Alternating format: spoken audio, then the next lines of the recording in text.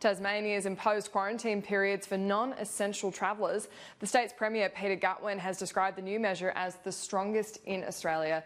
Qantas, meanwhile, has stood down 2/3 of its workers and will suspend all international flights from late March. The RBA, meanwhile, will be hosting its out-of-cycle interest rate cut meeting today. That is an extraordinary development, the first time since 1997, and never have we had these interest rates be so low.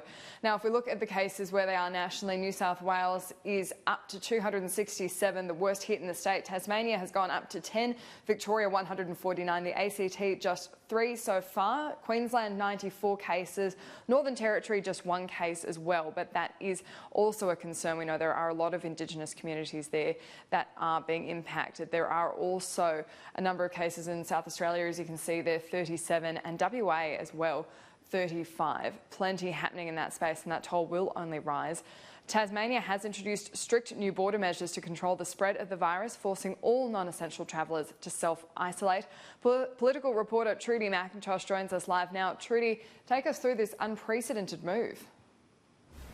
Annalise, Tasmania going it alone here. This is very significant change that we have seen announced by the Premier in just the last hour. It's a fracturing of the national approach that the Prime Minister has been trying to broker. This is just 24 hours after that last national cabinet, the phone hookup, trying to get all the states and territories on the same page here. But the Tasmanian Premier not making any apologies. He is saying this is the toughest border control measures across the country to deal with the spread of this virus. From Friday at midnight, anyone returning to Tasmania will be forced to self-isolate for 14 days unless they are on a list of what's deemed to be essential people to travel to Tasmania. Here was the Premier making this announcement, saying this is the group of people who will be able to go into the community and not have to self-isolate.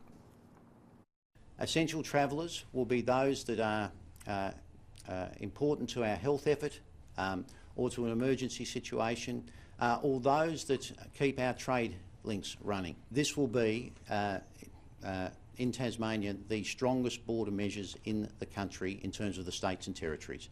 I make no apologies for that. There may be some that may suffer some difficulties as a result, but I want to make it clear as well.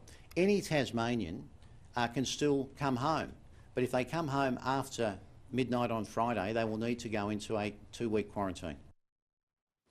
What this effectively does, though, is shut down all domestic tourism to Tasmania now. We know that the GDP impact of that will be quite significant, that tourism makes up 5% of that state's GDP every year. Also, the concern here is this could trigger changes from other state governments across the country. In particular, the focus will be on Western Australia. The AMA group there had earlier this week suggested that Western Australia should consider closing off its borders to the rest of the country. Worth noting that the Prime Minister was asked about this yesterday. He said this is not a measure that is being suggested by the Chief Medical Officer or that board of doctors right across the country. And the Chief Medical Officer himself, Annalise, made the point that shutting down large parts of the country isn't actually an effective way to stop the spread of this virus.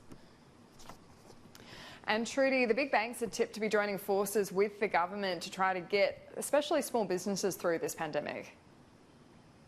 It's all about trying to keep these businesses afloat, Annalise. The big banks, as you say, working with the Morrison government now, trying to figure out whether they can get the taxpayer to underwrite loans to keep businesses and companies getting through this crisis. It's part of the second wave of stimulus that the government is working through the details of at the moment. The Prime Minister has stressed that this package will be different than that $17.6 billion package we saw just last week. The focus on cushioning the blow as some of these crackdowns on social gatherings continue to take their impact. This will domino right across the economy. So the next package of measures that the Treasurer and I are working on with the Cabinet is to really cushion the blow for those small businesses more broadly, how they're going to be impacted in terms of their cash flow again, but also, sadly, those who might find themselves with not as much work as they had before. Annalise, we're expecting the Prime Minister to unveil this stimulus package in the next few days ahead of the Parliament's returning on Monday.